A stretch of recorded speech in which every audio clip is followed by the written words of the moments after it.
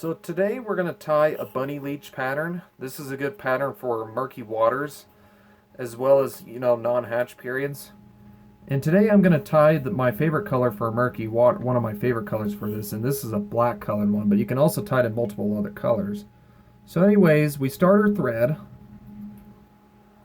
like this. So when we start our thread, snip off the excess and then continue back to the bend of the hook.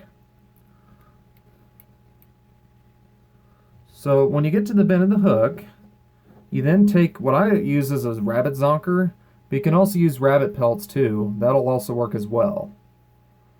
But I like using the rabbit zonkers because I feel like they're easier to deal with in my opinion. But anyways, you take this here and you take that clump of rabbit hair, and we're gonna, that's a little too long for my taste. Let me try that again. Portions weren't right. So that's exactly the length of the tail you want it to be. So, and then I'll just clip off the excess.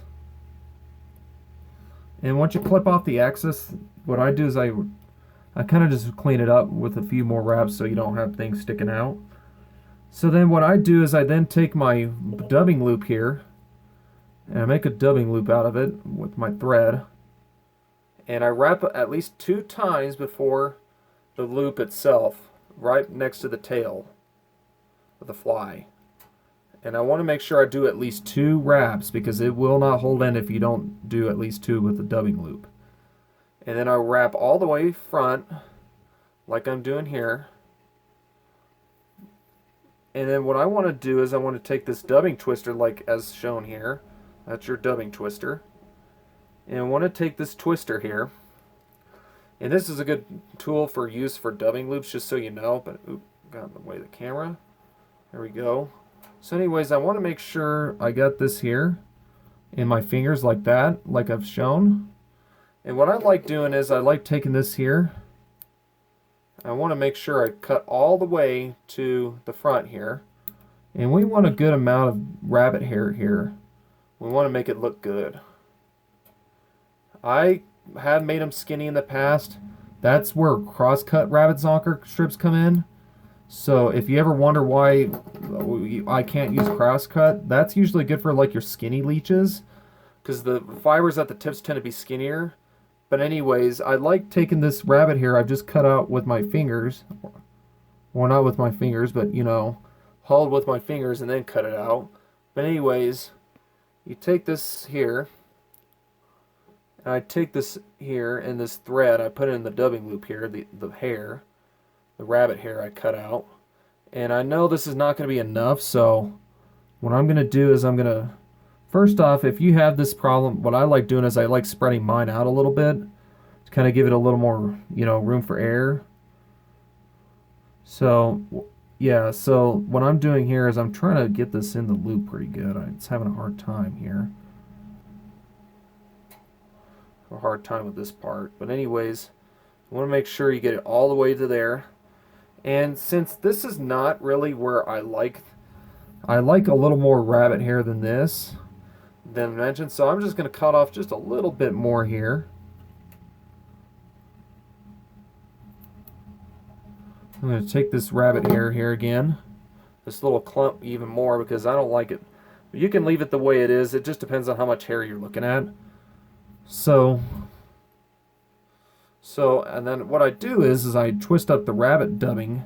I mean, not rabbit dubbing, sorry, the rabbit hair here in the dubbing loop. I get mixed up with that and dubbing loops sometimes. But anyways, you get it twisted up.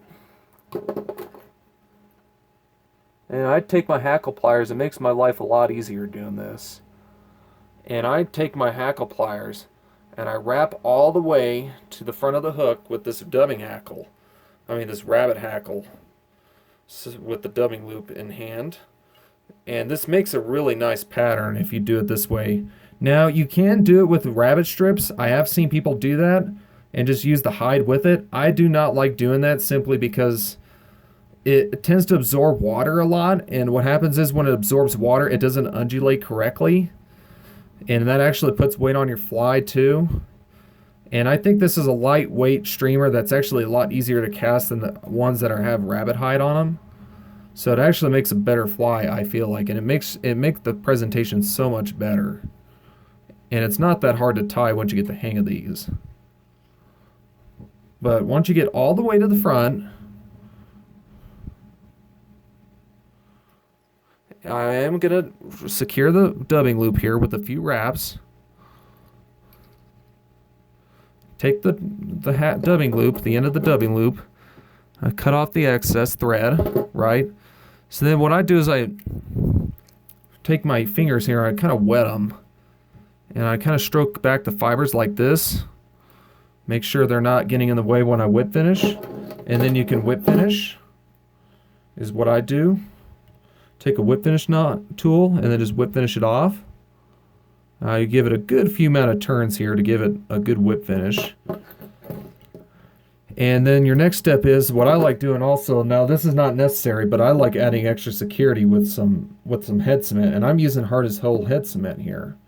This is my favorite head cement. I do recommend it over any other head cement out there, even though it's not water-based. And yes, water-based is more eco-friendly, but this thing tends to hold a lot more better than the water-based stuff, so I do prefer this over anything else. And if you have any trap fibers, what I like doing, and I always do on these, I tend to kind of just pluck them out like this. I'm using a needle here. I am too lazy to get my bodkin out, but this will work too. You basically want something to go in there and kind of pick it out. I do not recommend dubbing brushes. Dubbing brushes pluck too much out and it makes it look like crap in the end. So not a dubbing brush, but a bodkin would also work too. Or a needle of any sort. Basically, you want this to be plucked out. But yeah, once you get it all plucked out, as much as you can, there's always going to be little stragglers that are not going to want to stay in. So I just kind of get those out of there with my fingers. But anyways, that's your bunny leech. Good pattern from my local river known as the San Juan River. It's an older pattern. I love it to death. And it's probably one of my favorite streamers. And not only do you I've ever caught trout with this, but I've also caught bass as well. So it is also a good bass fly. And yeah, like I said, you can also tie this in multiple other colors. And you can also make it skinny or fat in whatever profile you want. But basically, this is what you want, is make a dubbing loop instead of the rabbit strips. Because like I said, it doesn't undulate and present correctly. But yeah, that's it. That's how you tie bunny leech. Thanks, guys.